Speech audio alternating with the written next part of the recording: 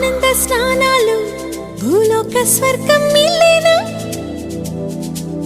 నీవేదో అంటుంటే నీ చెల్లి వింటుంటే మీ వెంటే కాలం మాగేనా చీకట్లో లేవంటూ దీవాళి వచ్చినా వెన్నెలే మీకే ఇచ్చినా చిన్నోడి అన్నల్ని చేసింది నేనంటూ అంటుంది చెల్లి నేడే నేడే నేడే నేడేలే ఈ లోకం అంటేనే దేవుళ్ళు